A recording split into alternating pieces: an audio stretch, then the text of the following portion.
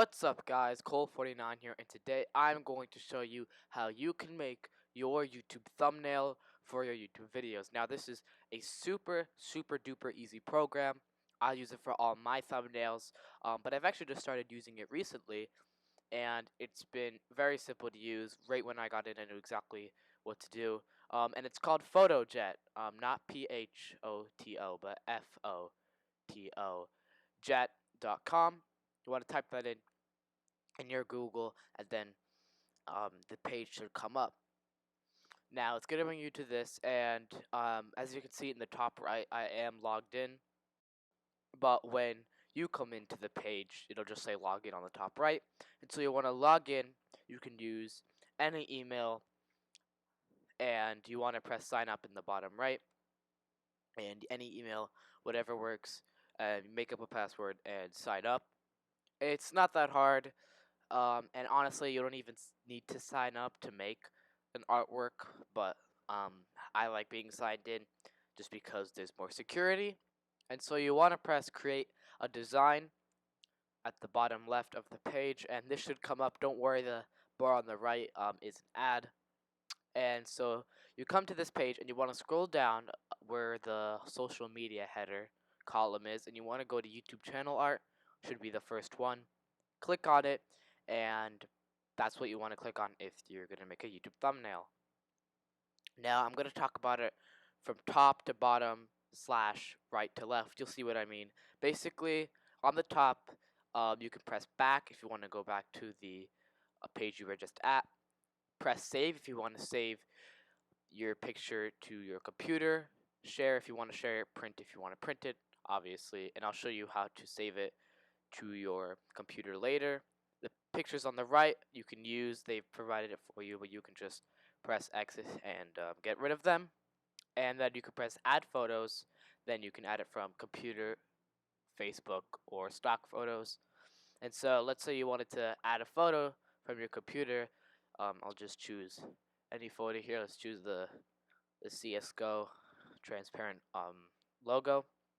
So you can choose that. It'll come up, and then you want to click on it to put it into your picture, and this comes up. So basically, in the little tab, you can rotate, flip it, duplicate it, put it in the trash. If you press effect, you can change the different effects of the picture, so I can make it a little bit more yellow, a little bit more purple. You can't really see it in this image, but it's a lot more prominent in other images. There's also some advanced options, but you can't access those. You have to buy Fotojet. But honestly, you shouldn't. You have all the stuff you need already. I don't recommend buying it. I haven't bought it, and it still works just fine. So you can make it bigger or smaller using the dots outlining it, and you can press the circle on the top to rotate it.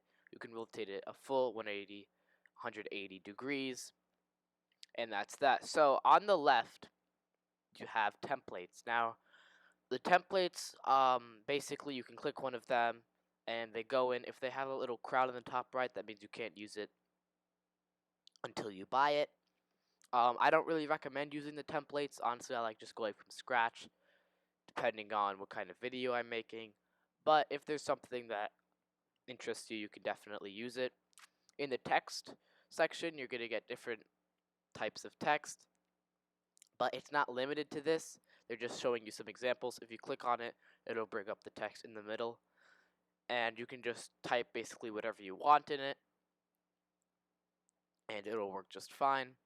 You can make it bigger or smaller, and you can move it around wherever you want.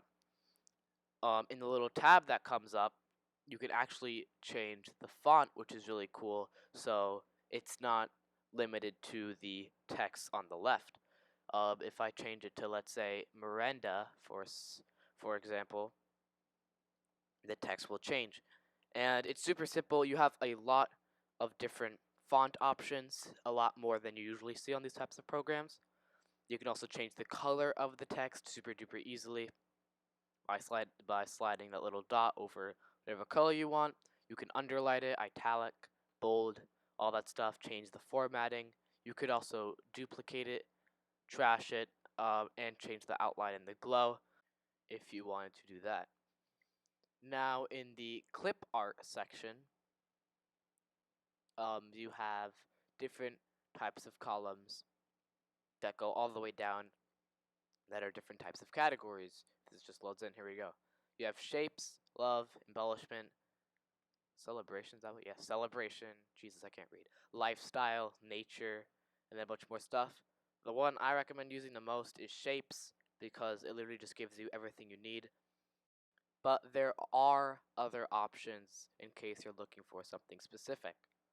You have lines with arrows, with circles, dotted lines, basically everything you would need at a basic standpoint.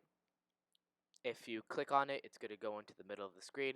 You can change how big it is, all that stuff. You can go to effects, change the color. Again, you can change the slider.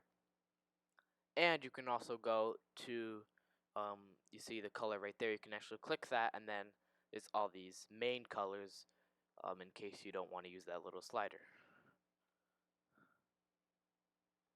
You can also choose solid shape, and then you also have a lot of options like squares, triangles, stars, just the basics. And if you click it, it'll go into the middle of the screen just like that. Here, I'll show you an example. You can drag it around, change the size, everything like you could do before, change the color. Everything here is basically pretty straightforward, and the same thing applies to most shapes, lines, and basically clip art. You can also choose outline shapes, which is really good if you want something transparent and you need to put, let's say, text or something. There you can change the size, just like the, basically it has all the options as the solid shapes do. So as you can see, you can put text in there, and you can see it just fine, which is super useful if you want to make thumbnails. I use this a lot.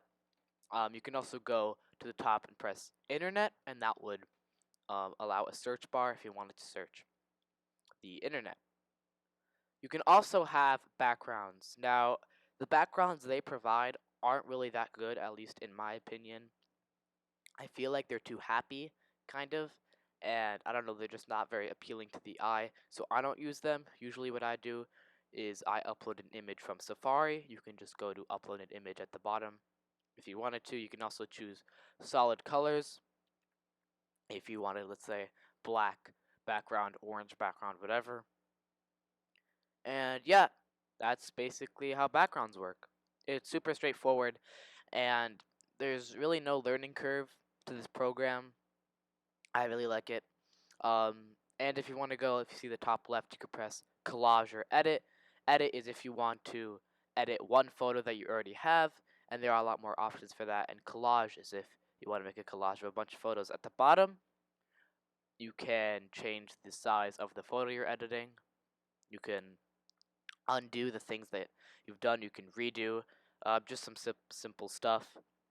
And finally, I'm going to show you how you can save your image to your computer. So you want to press save at the top of the screen, as I said before, and that would bring up a menu that says save at the top. You can name it whatever you want. You can choose the quality, and then you can choose what kind of photo is, JPG, PNG, whatever. So I'm going to name this YouTube design, and usually you want the quality on high because it's really going to increase the quality of your photo, and it doesn't take a long time to render at all. And so once it's going to say rendering, and then you want to say save to computer.